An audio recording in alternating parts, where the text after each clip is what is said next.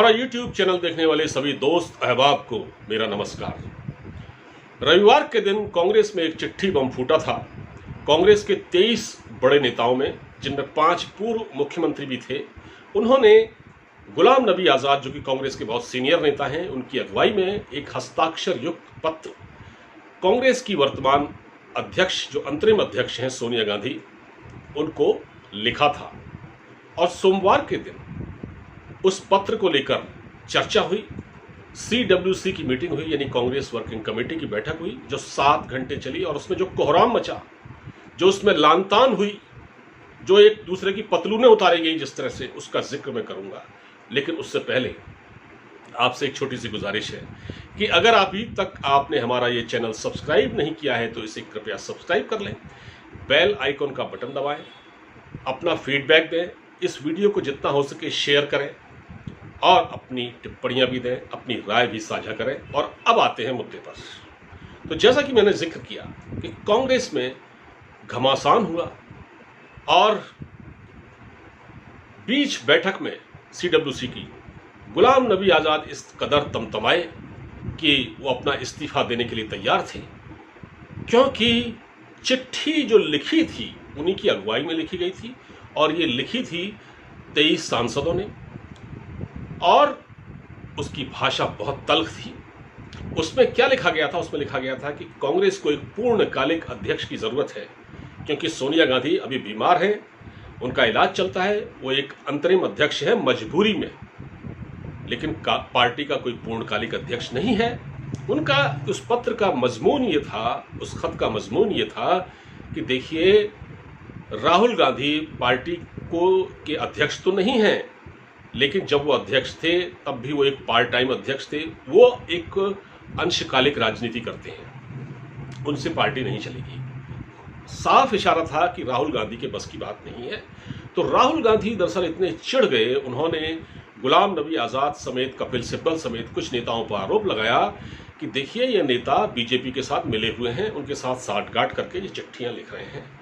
उसमें यह हुआ कि कपिल सिब्बल इतने नाराज हुए, उन्होंने कहा कि देखिए, पिछले 30 सालों में मैंने कभी बीजेपी के पक्ष में कोई बयान नहीं दिया। राजस्थान हाई कोर्ट में मैंने पार्टी को कितना डिफेंड किया, उसका बचाव किया, और मुझे इस मेहनत का ये सिला मिल रहा है कि मुझे कोई भारतीय जनता पार्टी का एजेंट कह दे। और राहुल गांधी की सुर में सुर मिलाते हुए प्रियंका गांधी ने भी यही बात कही। उन्होंने भी ऐसे नेताओं के पर आरोप लगाया कि ये लोग बीजेपी से मिले हुए हैं। तो जाहिर है कपिल सिब्बल का नाराज होना लाजमी था। और उसमें गुलाम नबी आज़ाद, उन्होंने भी कहा कि अगर ऐसा है तो भाई हम इस्तीफा दे देते हैं, हम चले जाते हैं। लेकिन बाद में शायद इन नेताओं को मना लिया गया।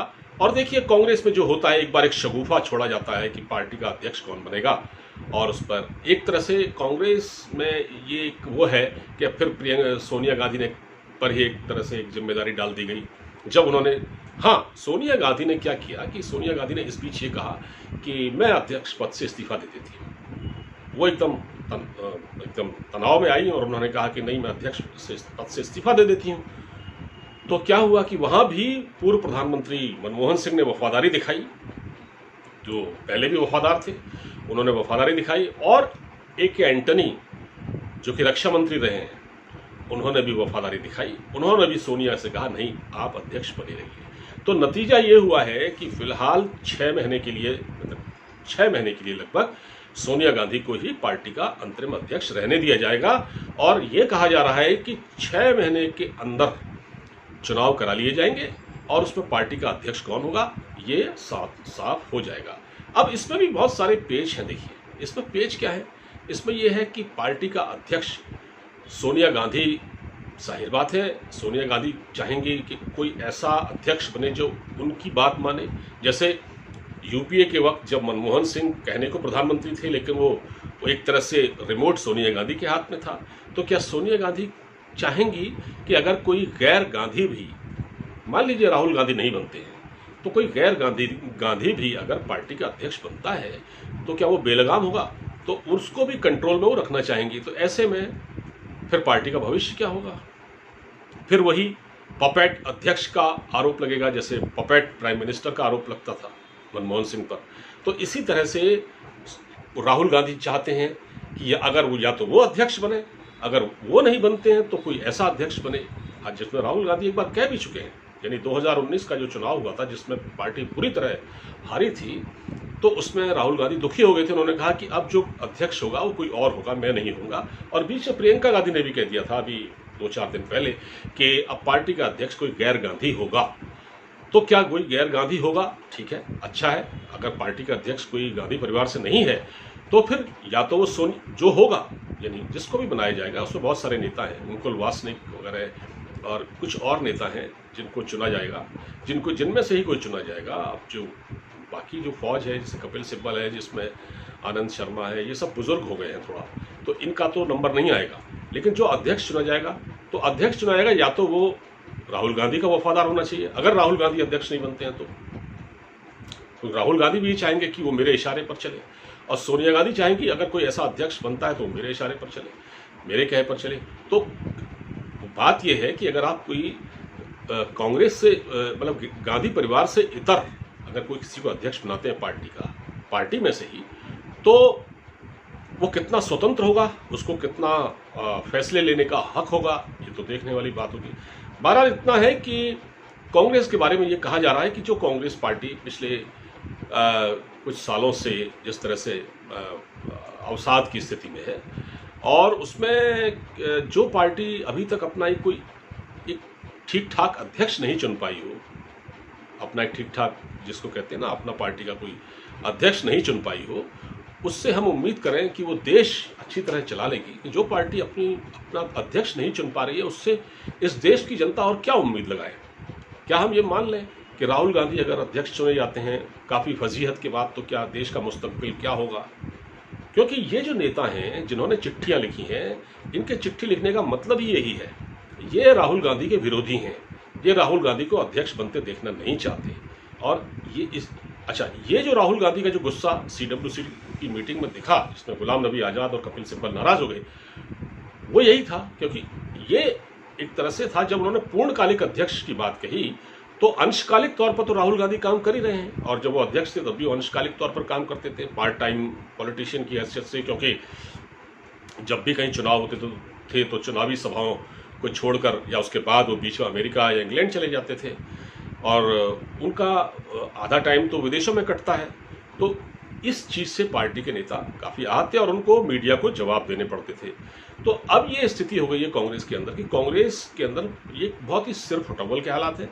अगर सोनिया गांधी को जो अभी फिलहाल 6 महीने के लिए शांत कर दिया गया है मामला कि चलिए आप ही संभालिए, क्योंकि अगर सोनिया गांधी नहीं रहेंगी अध्यक्ष तो फिर मीडिया में बातें होंगी, खबरें लीक होंगी और तरह तरह के आरोप लगेंगे। तो इस सब से बचने के लिए, इस फजीहत से बचने के लिए फिलहाल सोनिया गांधी को बना दिया गया है। लेकिन ये मामला अभी ख़त्म नहीं हुआ है। देखिए अभी जैसा कि आपको मालूम होगा कि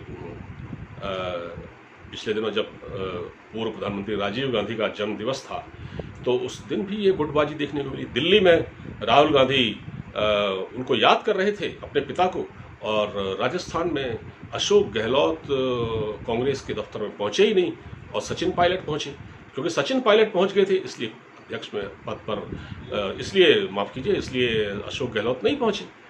ये एक बहुत बड़ा कारण है। कांग्रेस में हर स्तर पर यह है कि जो गुटबाजी बहुत ज़्यादा है, और इस तरह से जो एक अध्यक्ष चुनने की बात पर जो एक मंथन हो रहा था CWC में, वो एक सिर फुटबॉल में बदल गया। उसमें यह हुआ कि इल्ज़ाम तराशी का दौर चला और राहुल गांधी के जो वफादार नेता थे उन्होंने कुछ और कहा, जो बुजुर्ग नेता थे उन्होंने कुछ और कहा। सारी बात अध्यक्ष पद को लेकर है, और फिलहाल वही ठाक के 3 बात जिसको कहा जाता है कि अगले 6 महीने के लिए कहा जा रहा है कि सोनिया गांधी अंतरिम अध्यक्ष होंगी। पता नहीं उसके बाद 6 महीने बाद क्या होगा, क्योंकि जो स्थितियां हैं उसमें असंतोष की आग बहुत बुरी तरह भड़की हुई है, जो लगातार सुलगती जा रही है, और इस पर पानी डालने वाला कोई नहीं है। फिलहाल इस वीडियो में इतना ही। अगर वीडियो अच्छा लगा हो आपको तो इसे शेयर कीजिएगा। अब मुझे इजाज़त दीजिए, अपना ख्याल रखिए। नमस्कार।